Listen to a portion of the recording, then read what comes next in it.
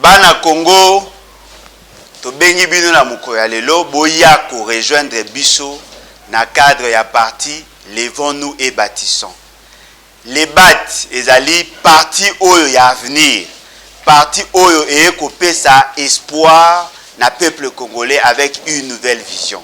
Tolingi mbongwana na Congo, mbongwana na République démocratique du Congo pona moto nyonso. Yango tokosenga na bino boya ebele, boya ko rejoindre biso pour que to me matombo ya mboka na biso. Les BAT, levons-nous et bâtissons. Les BAT, un nouvel esprit pour un Congo nouveau. Les BAT, ensemble réinventons l'avenir.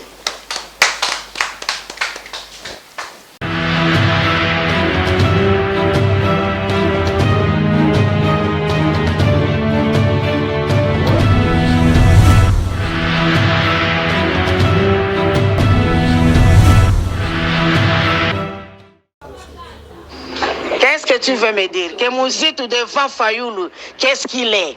Mouzitou devant Fayoulou. Mais si aujourd'hui Mouzitou, c'est à cause de Fayoulou. Nous voulons aussi la guerre. Nous voulons la guerre. C'est pour cela que vous commencez à empoisonner les gens. Nous savons que c'est vous. C'est vous. Soki bokangi minoko na bino te, soki botiki kombo ya Fayulu na munoko na bino te, soki bozo continuer na eside, ana kolobela eside mabe, toko panyanya, nous sommes d'accord, nous sommes pleinement d'accord. Toza d'accord, tondimi yango, toza prêt na eside, to kuta na to sala o to sala, nous sommes prêts. Eh, botika ko, botika, mutawa banga mbino azate. Toto si bino me bino bolingi bol lakisa. Ba lakisi bino ale bo empoisonné, bo sambwa. Merci Ezui. Likambo la motote, Ezui partout dans le monde, Ezui bisika nyonso. Merci na bino batu bozuli bakuya kolanda biso na mokolo malelo na Ezui ezali bongo branche moko otochana Océan du Congo, branche moko oyo endimami na molongo mobimba, esika otozalaka bongo ba Kongomani, esika otopanza kampoke, esika oyo tochaka litono na nzete poete tobenga yango malamu, esiko toliko conscientiser, sensibiliser, mobiliser, kosala éveil patriotique, esiko to kolongola peuple congolais la bolema, esiko to kosala mosala ya Jean-Baptiste, esiko peto kosala mosala ya Nkoko la biso le laboureur, oto kolobala batu beche fuyene le sendi place que la mer passe, esika oyo to zali bongo basinzili kolobala batu ete tango ekoki tobunda etumba ya Congo poete mboke ya libongo na occupation, esika opeto aliko tombola la bato balembi ete koyebisa bilo ete totele mangbi na kati ne tumba la biso toza la ferme e fidèle ko la bakuki la poste na ye to komona lycée kwa ya République démocratique du Congo. Kabouya l'homme puissant tu la biso vidéo après audio. Quelle est la nationalité d'origine de Martin Fayulu Madidi? Martin Fayulu Madidi ou Jean-Vundi Joya est le fils de Alain Joya Koungou. Alain Joya Koungou d'origine camerounaise est le père biologique de Jean-Vundi ou Martin Fayulu. Alain Joya Koungou est né le 9 avril 1928 et mort le 6 juillet 2007 à Deido dans un quartier de Douala au Cameroun. Qui est Salima Diop Fanta? Salima d'origine sénégalaise est la mère biologique de Jean-Vundi Joya ou Martin Fayulu Madidi. Salima Diop est née le 24 mai 1932 à Dakar et mort le 24 novembre 2009 à Douala. Qui est vraiment Jean-Vundi Joya ou Martin Fayulu Madidi? Jean-Vundi Joya, autrement appelé Martin Fayulu Madidi, est né le 15 septembre 1956 à Douala. Courageux, patient et modeste. Jean-Vundi Joya ou Martin Fayulu grandit dans une extrême pauvreté dans une banlieue camerounaise. Entouré de sa famille paternelle que maternelle, en 1976, le jeune Jean-Vundi ou Martin Fayulu décida de quitter ses parents. Direction le sud, pour s'immigrer en République du Zaïre. Arrivé en République du Zaïre très jeune, Jean-Vundi Joya ou Martin Fayulu commença à travailler dans une alimentation à Kinshasa comme domestique. Il était surtout apprécié pour son caractère respectueux et modeste. Vu qu'il admirait beaucoup la politique, il rencontra vers les années 80 les oligarques zaïrois, la plupart d'entre eux les proches du président Mobutu. En 1991, il participe à la conférence nationale souveraine au sein de laquelle il est vice-président de la commission économique. Vers 2003, Jean Vundi ou Martin Fayulu réussit à enterrer son passé et ses origines. En 2006, il est élu à la fois député provincial de la ville de Kinshasa et député national. Il opte de siéger à l'Assemblée provinciale de Kinshasa, laissant ainsi son mandat de député national à son suppléant. En mars 2009, Jean Vundi Joya devient catégoriquement Martin Fayulu Madidi. Il participe à la création du parti Engagement pour la citoyenneté et le développement, parti duquel il est président. À l'élection législative de 2011, il est élu député national avec 2 autres collègues du parti. Il démissionne en 2017 pour protester contre le report des élections. En 2018, Martin Fayulu ou Jean Vundi Joya se déclare candidat à l'élection présidentielle et sort candidat malheureux, avec un peu plus de 38% des suffrages selon les résultats officiels. Félix Tshisekedi lui devance, qui en recueille près de 35%. Bandeko balandi na biloko oyo ezui likambo la moto te tomitala malamu touti wapi tokomi wapi pe tokokende wapi ezui la monte religieuse ezui partout dans le monde. Bandeko balandi, merci na ba fidèle abonné na biso, bo continuer ko s'abonner massivement na chaîne de Libération boko zalaka de cité pe na bino bato bozwaka libaku ya kolanda émission du début jusqu'à la fin, ko like ko partager ko tia ba commentaire ba si je suis pe ba jamais nzombe apambola bino vraiment bo s'abonner ndeko na ngai et puis bo landa ka émission parce que za chaîne na bino ya Libération to yebi ke toza combattu, mais laisse-moi vous dire on sera jamais abattu. Dieu est là. Azako révéler biso, azo tinde la biso bato ba yebi biso te pona ko kebisa biso ko pesa biso attention. Alors tozali ko kumisa parce que nyoso tozana yango e uti bobele pai na ye pe miso na biso za ko tomba matango nyoso pai na ye pe to ko tomba malisusu na ko yika mpiko pe na ko talela kaye pe ko senga kana etango nyoso pe ko kota la kati ya Londres ya solo yango na senga kala moto nyoso azali pembe na ngai azala mosali ya nzambe yango bakabu ya bino nyoso boyoki o lekel biso le tango nini balobi la biso. Alors témoignage à 2 personnes bandeko langa boko boya te, cela veut dire nzamba za na biso biso pe totika yete tango nyoso mabolongo la se tango nyoso ko bonde la poète arc-en-ciel et tie elembolango pe na yebi nzambe ako Mimoni Sama na Océan du Congo, na molobeli yango Océan de la presse congolaise, pe na bato banso oyo ba kolanda Océan du Congo poete ba sepela ba mona lise kola bango.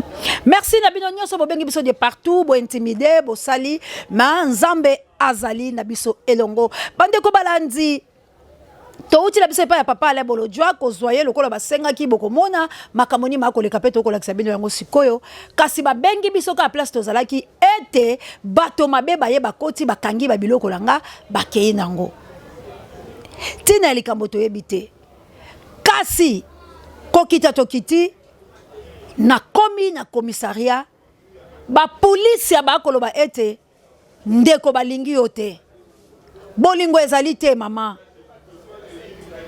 bolingo ezali te po ete toko signaler bato ke bokebisa biloko wana bakoya kokota wana bino bokanga kasi bato bakotala me lokola tomoni yo moko ye benga bana baye kozwa biloko po yo oza dine tomema biloko na yo oke nango ekozala bongo respecte ndeko na nga soko ozali mwana ya nzambe baza kolukela yo makambo ndenge nzambe azoloba landa chaîne ya Libération kozala desite ndeko na ngai. Ils vous feront la guerre, mais ils vous vaincront jamais de Kolangai. Place tozali, awe zali nde makambo. Ebale o eboya mbindo toko dénoncer bensanité. Nde Kolanga soko zo tambola la droiture, nanzela ya mokeli. Peu importe fatigue na yo, peu importe kabal o bakoyo ko saela o, nde Kolanga bakozwa ote. Bato balembi baza décider bisi bango botika. Na kati na bonzambe ezali bongo mwana na nzambe azalaka surprise na bokei na nga place na ko na commune na kuta na mosala ya nzambe ange ya nzambe ayebi ngai te abengi nga na lekisi tango bakabu ya baleli makambo papa la lobaki yango yo soki ba membilo na justice boki makapo ekolongwa likambo la baboteli bilo mususu menzo kandenga na kuta na mosala ya nzambe na boya kate ndeko nanga naza koyoka ya azali koyebisa nga makambo oyo bato bayebisaki nga le 30 pe alobi même ngalobi témoignage à 2 personnes. Alobo kei wapi na yebi se place nazo ke alobi kende arc-en-ciel etelemi likolo na yo. Banguna na yo babanda ko noki solo mbula. Bakozwa libungo tolo. Bazokana yo. Bazoluka koboma yo. Bazoluka kotindela yo maladie. Mais okumisaka nzambe na yo po nyonso oza nango eza bongo ya nzambe. Pesaka ye merci à tout moment. Kosepelaka te mais remerciaka ye. Loba nyonso naza nango euti epai na ye. Quelle grâce. Pinzole tangi pour la moi faible côté wana lokwa Marie Missa muto ka de famille. Dikamuke toleli. Pozo mona nini na kosala. Na l'exango ta na pinzoli. Bande kolanga nous avons un sérieux problème na kati ya combat o tozala ngonde kolanga ai. Comment na teke tango tinda ka misolo eza pamba te ba ko combattre yo. Pour ba empêcher yo aider nation na yo te. Ndeko langa ba ko kotisela yo venin. Mais ce qu'on a mwana na nzambe pe mwana nelaka yango na lobi bana bilaka efungwami pona bana mvuluzi bana ya mama kimpa bana oyo bazali bongo ne toile ekongenga likolo la bango bana wana bamona nkembo s'abonner na bana bilaka TV okozwa bisakwa pe bimoni selo oye utake pa ya moto la mokilité c'est Dieu ye mokonda kolobela bino pe kolakisa bino boni potolonga bitumba. Ezu likambo la moto te bande kolanga ba kokana bino kasi nzamba kosukisa. Moto akokana yo nzamba kosukisa.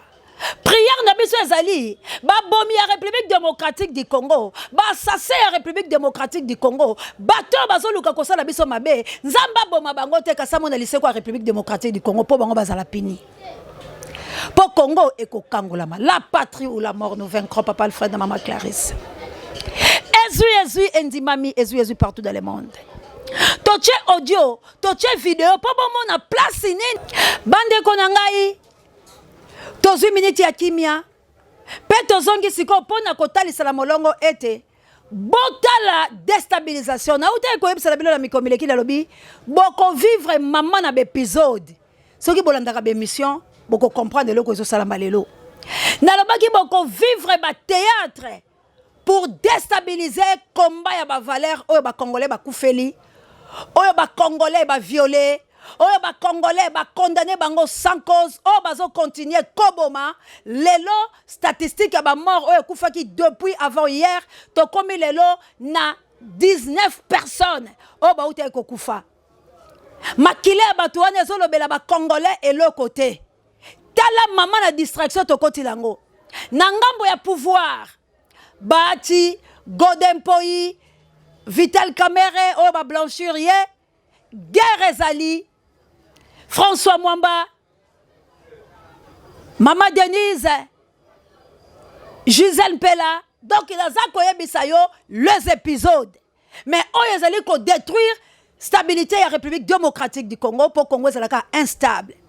Toye na ngambo ya bato oyo peuple appelle qui confiance maboko bami bengaki homme du peuple visionnaire boyoki siko makambu oyo ekobima donc ba insanité. Pourquoi? Parce que tout le monde alingi asa la course au pouvoir balingi Congo et reconnaître bango et récompenser bango mais balingi te ba congolais ba bika malamu. C'est ça le mal aux hommes de makambu oyo. Tango na lobaki yango batu ba traitenga mais aujourd'hui bino moko bolandi na tcheli bino ba audio na tcheli bino vidéo oyo bozo mona makambu ndenge ezokende. Donc kotoyo bazo finga président Eli kotoyo bazako finga son excellence honoraire. Maintenant na kati na bino moko tango bozana entre guillemets bozako pesa na nation congolaise nini. Ba oyo bazui ba balle jusqu'au preuve du contraire nan bo soigner bango te. Ba oyo ba koufi jusqu'au preuve du contraire nan milimo la bango epemi na kimia te. Ba famille na bango eza malheureux. Mais au lieu to bunde tumba oyo tozalaki nango voilà place nini politique ya ba Rwandais et comme ici ba Congolais. Pourquoi ba Congolais balingi ko supporter nzala te. Oyo loba mama nanga vanda na mai ya malili bomakate. Aujourd'hui, Tozo pesa Félix encore une fois mandat et deuxième mandat par rapport à Biloko Tozo Sala. N'a ko blessé batu pour la vérité. Mais ali chaîne la vérité. ezali chaîne ezola ki sa pole la mokili mobimba elo bakabo solo pe bosembo la tango esengeli pe la ngonga la yango etekutala ka monoko te. N'est-ce pas biloko to uta ko ebisa la biloko bozoko boya bozo déstabiliser chaîne o mende ko nanga to kozala batite to kozala kombati guerre eza permanent mende bakolonga bisote parce que tout pouvoir nous a été donné. Maman missionnaire, il faut qu'on confesse à Kayango, maman Odeti, na plus 32 lamboka nita baba il faut que yo motela bakoko Lumumba. Ba équipe a soutien océan de la presse congolaise. O bozo soutenir chaîne o babonné na biso atana litengu metoza kokende. Il faut bon confesser à Kake, on sera combattu mais jamais abattu. Il faut qu'on confesse à Kabola Mwanzambe. Et puis nazako recommander la bino que bon sale la kanzambe la bosolo pour ma commis ezwa esika la parole s'est faite chère. Ça c'est la honte pure et simplement. Oyo ezali soni biloko oyo to kondanaki biloko oyo kutu banguna basalaki yango la se en vula bana elibota basola kala se en vula poke na ekuju mais ya boye c'est la saleté pire et simplement. Disons vrai pour biso tolingi to kabola bitumba na lobaki yango mais mwana mboka président Bolojwa alobi yango nini président ya les bat à lobby pour la makamata la muka kabuya lompusa tchela biso toyoka la muka je crois que bino tout boyebi na sala ki effort ya ko sala médiation pour na kolinga ko réconcilier ba kulutu mibale peut-être na choquer ba tout lelo peut-être moi Alain Boyoka né na za siko après analyse on souhaite que bakabwa nouvel élan akende sika na ye décidé akende sika na ye nouvel élan aluka ba nouveaux alliés décidé aluka ba nouveaux alliés bango nyonso mibale ba postuler oya postuler na marque na ye oya postuler na marque na ye après soki ba lokwa bango bana philosophie ya élection biso to soutenir te après ceux qui ba monique ba commis proche ya ba élection ba sangana ba bimisa candidat commun mais avant faut ba na programme commun ba yeba ba nani ba ko jouer quel rôle parce que nenga na omona ne na mona na étude nga sali tous les membres ya RASOP ont le même problème différence exacte entre FCC cash et nani cash na la muka différence exacte. Ils ont un déficit personnel. Bolingo, yamboka banango, mais le lenge ya kusungamboka banango. Ils n'ont pas un programme commun, ils n'ont pas une vision commune. Basanganaka pour na koluka pouvoir. Mais basanganité ndenge ya kosale la pouvoir. Il faut ba longwa na ndenge bazalelo parce que réseau esangisa bango et c'est sili. Il faut ce qu'on va le casque réseau ya sika et sangana bango. Mais conseil na osengana bango. Il faut éviter Kabila, il faut éviter Félix. Parce que ceux qui vous ont moko proche à Kabila, monsieur proche à Félix, bobima ridicule, vous pouvez imaginer. Parce que la mouka obino bo défendre le lot. Et ça m'a pour s'opposer na oyo Kabila na Félix Basali. C'est ça que le cas mutas bateau basanga basa bino mabe, le lobo kabwani, beaucoup de gens ont soutenu bango au côté et aussi bâti. Donc il faut moi ça là effort. Conseil monsieur peut nous appeler ça bon. Botika koluka ko s'encriture. Bato bo tindaka wana ne sont pas dignes de parler en votre nom. Bo ça là vraiment effort bo luka bato ba yebi. Parce que biso to yebi bino. Na yebi ke muzuto a médiocre. Na yebi ke Fayulu a médiocre. Mais na yebi ke muzuto a pe na ba médiocre. Na yebi Fayulu pas a pe na ba médiocre. Alors, plus par au moins à côté à ba médiocre, bah oui au Canada nebino tout boabo. Fayulu c'est un homme intelligent, un homme stable, stabilité mentale, union sur le stable. Muzutu très intelligent. Asa na ba na ba défaut comme tout le monde de quoi ba tout biso tout toi ba défaut, mais baza bateau ceux qui ba lobby na nga lobby. Fayulu a commis président na regretté militaire. Ceux qui Muzutu a commis président na regretté militaire. Mais na omi poser question. Quel est le personnel politique pour Mwana mboka alobi lokola ngandenge na lobaki yango kabuya talinga lobi me mère makambo lobake utaka wapi te bato bazo réfléchir oh baza na besoin ya Congo bakokuta na ba penser bakokutana na complémentarité bato bazosalela nzambe la bosolo soki moko azoloba ya koyoka lololaka na epe mwana koningana ndeko na ngai Congo nga nalobaki bakabwana parce que mabeleki soki Fayulu akokende na gauche Muzito akende na droite soki Fayulu akende na droite Muzito akende na gauche mais même président ele batalo bien et bongo na sima baya kosangana po mabe oyo lelo lokwa bakomona te moto la moto aluka abimisa bato na ye azala candidat président la ndenge na ye moto la moto asala ya ye nde la sima baya kokutana bongo basola bamipesa na bavaleur parce que la muka eza koexiste te po ezalaki eloko efondamaki mpo na biti songolo ya koboya kaka Kabila ya koluka motu moko adirige lokola tozwaki yango te bemba vers eza kolobaki vérité désir ne sekufaki nango donc combat ya la muka existaki lisusu te parce que la muka epanzalaki ka mokolo wana mais bandeko bazalaki na kanza pe fierté lokola ezalaki eloko ya bango nyonso tala bobebi nango sikoyo ekomi ya mabe topesi badongolo misu makasi pourquoi lelo tolingi tokoma na ba dispute oyo bandeko na ngai qu'est-ce qui se passe au sein ba mouvance yoka ba débat la bango yango ekomeli biso lelo Godin po ya lobi boye bato nyonso bazosa na présidence baza miyibi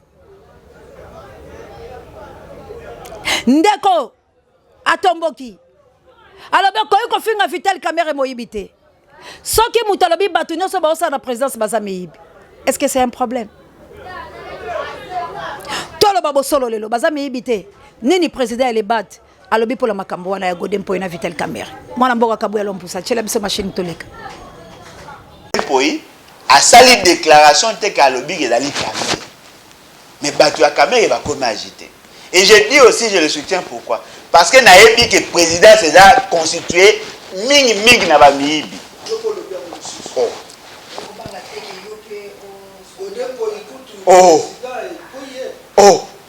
nalobi ke président ezali constitué mingi na ba miyibi oui pour ezali constitué mingi na ba miyibi parce que nous avons assisté à un procès où batu balia mbongo tomona na kati ya présidence batu bazwa mbongo ya l'état ba détourna mbongo ya l'état maison civile côté esika boye côté toyebi po baloba yango chaque jour tant Godin po ya lobi yango en connaissance de cause en réalité muti bonga porter Godin po plainte oui bonga ka sinika engeza soit Félix Tshisekedi le directeur ya Kabila Kabila aza membre ya présidence moni c'est ça l'agitation. Merci encore une fois dans l'homme puissant, on n'échange pas l'équipe qui gagne. Ma koleka lelo na Congo bosolo ezali nkaka bosolo ezali mabe soko lobi bosolo ba juger yo ba déstabiliser yo ba funda yo ba kanga yo ba tindela yo batu non bino pe bandeko la biso apoto bozo bomisa biso valeur ya Kombo eza na Kinshasa bino batu bobebisi yango tellement bino bo péché contre Dieu bo yesi koyo bo péché encore contre l'humanité Dieu va vous punir. Ndeko langa ozwaka $100 na yo $50 na yo tala souffrance a musalo salaka pourquoi mo bambongo wana mike yo zo tindela yango bato o bazo souffrir awa au lieu encourager bango na combat yo zo pesa bango uniquement po bafinga ça pas de sens bandeko langa bino bona longueur d'avance mbongo la bino za pas bon soutenir biso to revendiquer ba droit pour soutenir biso tolongwa na kati occupation jusqu'au preuve du contraire occupation ezorégné tango biso to kota la ba divergence o Kagame azo progresser azoboma bandeko langai est-ce que ba soya bato ba okufana ezo sala bilo pasité pourquoi bozali kotindika bandeko bakata na maboko bato bazala ki lobby esika moko pona $50 na yo bino pe bandeko la biso ata pasi yango ezali ata pe to souffrir yango bandeko langa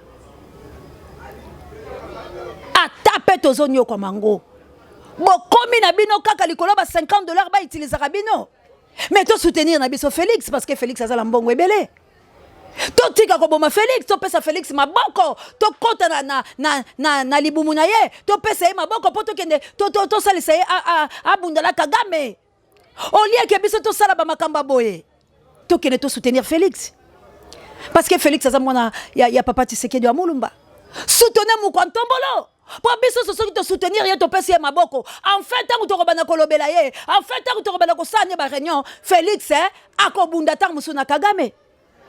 Au lieu de tout ça, la biloko, c'est la honte de la République démocratique du Congo. Ezali ko prouver na insuffisance que les politiciens congolais bazali na idéologie te.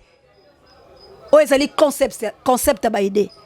Bazala kadango te ba parti politique la bango eza fondé la babit songolo. Être au pouvoir ozwa mbongo planta kabo. Bazana langage politique te. Baza na projet politique te parce que bato yo baza censé ba politicien baza fondé na ba idéologie na ba concept bazo yeba combat la bango bakoye ko sazarder boyete. Ça prouve l'insuffisance que ba parti politique à Congo est botama na masano. C'est ça le mal. Congo est tongama na lokuta. Bazalaki na bango ba mutualité babandaki na bango koyembaka amunu kange kanga malonge kanga babandaki na bango koyembaka kosalaka ba concours à la hâte et comme ba parti politique. Donc bazalaki na bango na idéologie te mbala moko changement ba parti politique nini to bundela Congo samba yebeloko bazalango posa. Alors néanmoins amour nde bandai ko triompher la ba patriage. Bolingo ya Congo, nzezalando sali parti politique avec amour, alobi ngamo ko kokate et sengeli nazala nande kolangai kasavubu parce que bache biso inimitié par rapport à ba jésuite par rapport à ba sango ndenge babandai komema biso na ba cour nango et komaki moanyati bulu yeke ngai fona la kisake on est de ba Congo, nous sommes unis, on sera jamais divisé akei koluka ndeko na kasavubu apese bateau de commandement et le kone ko sala matin. Mais pourquoi Nzezala ne devait pas chanter de dire que Kassavubu est rien ou Kassavubu ne vaut rien? Matala qui important c'est Kassavubu. Mi balele qui moko nebele. Ce qui se dit aujourd'hui, c'est la honte de la République démocratique du Congo. Ce sont les Congolais, bazo sonana ba Rwandais te, bazo bundela système d'occupation te, bazo bundela bato bazo boma bango te, mais les Congolais bazo bunda entre eux. Oh, c'est profitable pour la banane. Pour la bateau ba biso mabe bon yebisanga guerre boy yo ko soutenir biso mokoni so ba boma biso to yo kotinda te boko pesa biso ba couleur la ba tendance otozaki la ngote aussi longtemps déjà la mouvance ba pesa biso ba tendance. Aujourd'hui boko défendre Yves Bouya ndenge nini, aujourd'hui boko défendre Lik Moulompo ndenge nini, aujourd'hui boko défendre mwana oya mineur bakanga na 12 ans abeti 10 ans, aujourd'hui ba condamné à prison bato baza ba blessé de guerre bato yo ba kufi ba kalala bato ba kufi ba paluku ba obo sengela ki bango ba messe de requiem. Aujourd'hui boko défendre couleur na bango lolenge nini. Maudit toi l'homme qui se confie à l'homme. Boko défendre bango lolenge nini. Parce qu'il faut tout ça dans la guerre. Il faut tout se déstabiliser. Ngaïnde, yende, yonde, yete. Non, ça n'a pas importance. La République démocratique du Congo l'attend. Yonde, bunda contre Kagame. Yonde, libérer Congo. Mouto toko betele maboko. Mouto akoya kolongo la Congo na boumbu.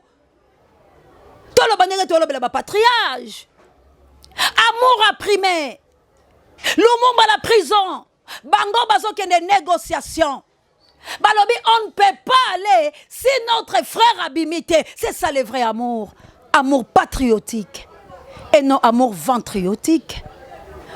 On prépare la guerre. Mais dispersion à boye. Ba dispute à boye. Ba haine ya lolengo yo. Ba lolengo ya kobima ya ba poison. Muninga mususu. A poisonner muninga mususu. Est-ce que biloko ya bongo? Est-ce normal? Qu'on traite ndeko na yo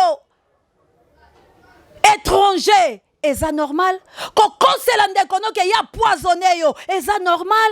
Qu'est-ce que bozo lukalelo? Wapi combat ya kolongo la Congo la boumbu. Wapi combat ya kobiki sa ba peuple congolais baza souffrant. Bino bolingi mvula boti de la biso ka ba $50 et katana po pesa biso opinion na bino. Biso to ba umbu la bino batu ba poto. Pour vous déstabiliser, comment biso to souffrir dans la banda ko biso to la raté bana biso ba bo bango ba frère na biso ba ke de prison biso ba ko to la sécurité totale muto akota ti landa ko pas détruire biloko la yo e ba tu ba otala parce que yo le défendaka pouvoir ozolo ba vérité par rapport à ce qui se passe biso le loto comme ba mal vie. Voire même des soldats parce que nous sommes mal entourés. Et maintenant, bino boye pour vous déstabiliser. Mais ça coûte $50 de bino. Malheur à vous. Vous êtes maudits. Mbangoni bosalango. Botinda atos la guerre. Pourquoi qu'on soit mbangoni la bino et katana et qu'on déstabiliser combat? Vous avez quoi? distance rap bovanda na poto yango bonimba bando nyoko la biso ana kombone soto bundi dango lelo ke na mai to koma binemi. Ça c'est quoi ça? Vous êtes les collabos. Les collabos. Vous voulez nous détruire, pourquoi? Pourquoi? To sali bino nini? To bundi quand il y a ça ne va pas, bah tu faut baloba. Pourquoi là encore négocier avec Kabila? Ça c'est inhumain. C'est inhumain mes frères et sœurs congolais, pour la Sony. On ne peut pas négocier avec Kabila. Si quelqu'un sait repentir, mais c'est la gloire de la divinité. Repentance. Et c'est biso sotoza propre, biso tozolo balelo. Nous sommes propres. Ceux qui nous embêtent la justice, là, il y a la rocota. Mais néanmoins par la grâce de la divinité, Dieu nous a pardonné. Par rapport à la parole, nous sommes nés de nouveau. Pourquoi on ne peut pas pardonner ton prochain? Aimez-vous les uns et les autres. Ce que nous sommes en train de faire, ce n'est pas l'amour divin, ce n'est pas l'amour patriotique, ce n'est pas l'amour des patries, c'est la destruction massive. Vous êtes en train de nous détruire, nous qui souffrons aussi dans la République démocratique du Congo. Vous êtes en train de piétiner notre combat. Non, on en a marre. On ne peut plus accepter ça. Ça va s'arrêter. Dans un cas de aujourd'hui, nous ne sommes pas esclaves. Pour l'obito embela kabino, pour l'obito bine la kabino, pour yon uti poto na oye, le boyo ko commande biso, komba o basali biso lelo. Ce sont des diaspora ba lelo, ko tonda kuna na présidence baso bo mamboka la biso lelo. Ba tongi ba Sheraton. Avec vos miettes nde bongi bo ma Congo. Kagame nous tue. Museveni idem. Mais lelo oyo, justice la biso comme corrompu. On a assassiné la paix. Il y a toujours la guerre. Il n'y a pas de service. Les gens ne vivent pas de leur salaire. Au lieu de combattre biloko wana. Au lieu de monde ma bien dans la misu. Aujourd'hui, comme conseil la biso théâtre et à la mouka. C'est la honte. Botika Martin Fayulu m'a dit kimia. Botika muzitu kimia. Bango basolo bate. Pe bako futa bino lobite. Biloko bozo salesa ki fana kwiti. Comment déstabiliser au cadre? Sali bino nini? Parce que pesa ki bino maboko, parce que poussa la ki pembe na bino, bozaki la posa ko emilia bango, on les bon respecter bango, pesa bango ba valeur to bunde tumba. Ah, ba boto le biso ma pona 2018. Aujourd'hui, on est tous à la guerre, tous qui na gorne élection pour accompagner Félix Savana. Alors soutenir Félix. Te soutenir rien? Te soutenir Chilombo. Parce qu'à cause du deuxième mandat, la pété, tant que Makambo est au Salama. Ça, c'est quoi ça? Où est le connu? Martin Fayulu m'a dit de Salaka Moussa Naye. Moussou de Salaki Moussa Naye. Na kati la bango médiocre zata. Na kati la bango tout basa batamayele. Na kati la bango tout. Ba osala Moussa la bango avec fierté. Alors pourquoi t'as des haines? Martin Fayulu a sali Moussou tout la NON a sali été. Ou bien boso bosa la vérité? Hein? Mbombaye a satonine. Tozo finga na parce que tozangi ma fingu tondengeni. Qui a fait l'autre? Entre bango mibale. Personne. Ba kouten na ba force na bango ba peser. Mais pourquoi vous déstabiliser bango boy? Qu'est-ce qui ne va pas pour l'intérêt de l'intérêt personnel? On dit NON. Nous voulons plus. Traîtrise malolengo. Et là quoi so ba bango esani? Ninya bomi bango. Et là ko ninya kaboli bango. Parce que bina bongi bo gagner derrière ba dona bango. Parce que bina bongi bo profiter pe boli akwanga. Yango bo bito diviser bango. Non, bande kolanga. Liboko e pesa ki automati tango zaki na nzala. Tango so kata yango yebaka Dieu est juste, hein? Dieu est juste, hein? Na sima Fayulu batu bo profiter, la sima muzitu batu bo profiter. Nana ko cha musapeke yende ngazana na nzoto lembonga muzitu ezate. Nana ko cha musapeke ndenga zo tambola la Fayulu pesa ya ta piste moko tali yambo. Mais quand même boli yango na ndenga bien bande kolanga. Bo salir ba grand Tom Wanata. Ba sala ba famille na bango. À tout moment de choses pareilles. Ça c'est la honte. Ba vidéo oyo, ba maloba oyo bino batu bozo pesa ngwa tse. Alors biso neto souffrir. Biso to bundeli Congo ya solo. Toze sune kimolote parce que biso ba traita biso de la muka. Soko qui est place ba traiter de la muka. Soki mutazo ya ko benga so la selongba kuno ko zelo côté. Tala bango moko dimba so ba komi. Omoni komba bobunda ki toyebisa ki bilonine. Bango bazaboye. Ba siko to ndimela bango na po biso to kelolia la sana bango na ba boma biso. Ndenge bino moko bo lela lelo ke bozu ba poison bozu yango wapi. Qu'on se le dise la vérité. Nana tinda ki bino. Bozu ba poison wapi si c'est vrai que poison est côté. Parce que le petit poison ya maître ni comme yengele. Biso toyoka yango ebima la fête. Mais aujourd'hui bolibo amputé nouvelle la poane. Toyoka yango la fête. Poison la toyoka yango kala lokwa toyebe mutu longo na makolote. Toyota la kande ba olobela. poison ni comme yengele za lelo te si c'est vrai kaza empoisonné bazoka yango na fête la bango bakendaka hein botu na bango parce que loba maka bongo bango na bango babanda ko potana mais siko pona nini bozo so charge moko la responsabilité moko boy ya ko pesa ndeko no soko baye mbwana olingo traiter des rages mes frères et sœurs congolais botike loko aujourd'hui boko bimisa Martin Fayulu m'a dit d'étranger ça c'est la honte hein c'est la honte hein? Et puis bozo bosa la ke ba kombo la bino na batu ba ozwango hein ba ochango la mitu ba obebisa ba campagne na bino ba 2023 hein parce que ba ko traiter bino ba biloko bino mo bobimisa ngo lelo hein ko soine ezalaka malamu na sambula ende kolanga tango ba lo ba kebele wala kebele ba omonda lokwa ke bo déstabiliser muzitu OK bino moko pe wala ba balle perdue o bazo beta bino bino pe koto bozo mona ke bozo déstabiliser Martin Fayulu Madidi OK bino moko wala ba balle perdue ba beta bino siko élection bo kendeni tango bino bo dévoiler bozo bala bino baninga bazu eloko ofinga bino te bazu eloko ofinga bino te par après bokolo banini bino mo bato bo dévoiler bolumbula bino ndekolanga soki mutali boma kati bilamba yo muto za ba faculté ko kata bilamba te po yo po ko maloko ay yo ko yo ka soni me yo ko yo ka soni te totika eloko oyo combat et baby loko le baby bo garder ba bande biso to bunde la nation botika ko déstabiliser biso bo exposer biso la danger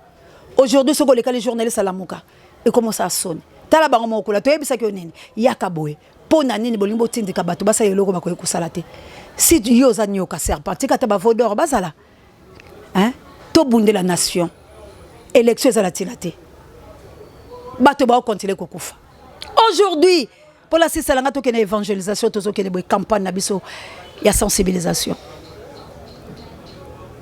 bato nyoso ba beleli lelo botala ba lu bango moko la ngambo la bango ndenge ba koliana bachi balinge les boules la Denise pour akene ko soutenir Gisèle soit disant c'est ko parti la etinda qui est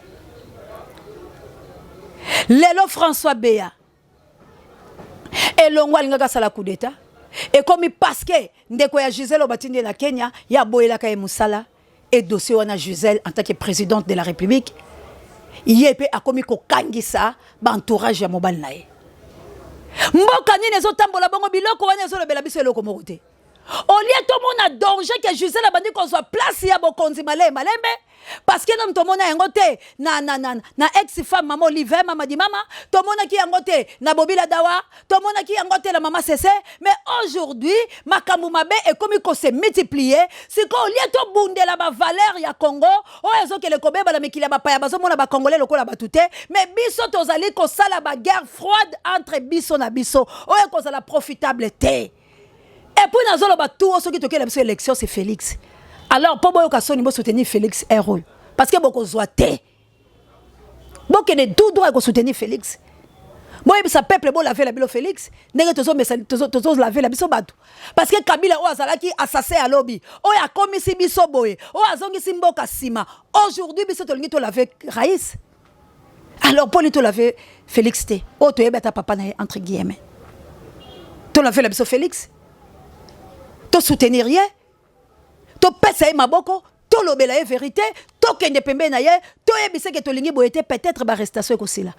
Aujourd'hui, lik mulompwe, aza wapi tango bilo bozo swana bozo liana. Moko na bino. Politicien SID.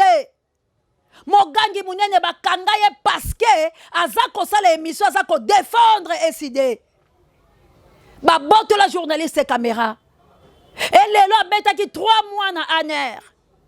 Akiti akeina na neloko yo soki eloko ni nango bilo bobengaka après prison makala. Aujourd'hui lik moulon peut être abandonné. Nyoso la na mitu ya bato ebungi. Bana ba uta ko beta bango masasi na bakan kokolo. Aujourd'hui ba ngiba koma ba mandian. Aujourd'hui ba komo kangela biso kanda. Pa bazolinga baleka, ba exposer makambo na bango. N'est-ce pas baza batu la bilo ba fidèle la bino? Pourquoi pas qu'on soit par na bango la passi au liembongo moko zotinda po finga kabatu zombongo na soigner batu la bilo nzamba ko pambola bo bunda pona lik mulope justice kata la bima bo bunda pona bano bazala 10 ans bo la biso misala ya maboko la bino bande kwa est lelo ba souffrir bazo continuer ko attaquer bango mboso a crier lelo Vitel Caméra côté le makoza premier ministre à transition pour donner accord ya Nairobi ekosala musala nango yango Félix a blanchir ye yango azozonga sikwa osala batutu guerre po ayebi ke bachi ndenga zala kozwa ye ndeko langa to sukisela maloba président na moi makambo na lobi ya François Beya na ya Matata Mponyo na ya Godin Mpoyo nini président lobaki problème aujourd'hui dossier ya Matata Mponyo dossier d'arrêt na cour de cassation balobi que cour de cassation moi statué sur la question parce qu'elle a eu compétente pas par rapport à la qualité à Moutou mais par rapport à dossier Azalaka premier ministre ba au sambisa ancien premier ministre c'était parce que la constitution ne leur a pas donné ce pouvoir là bazu dossier bande ko balanzi ezu partout dans le monde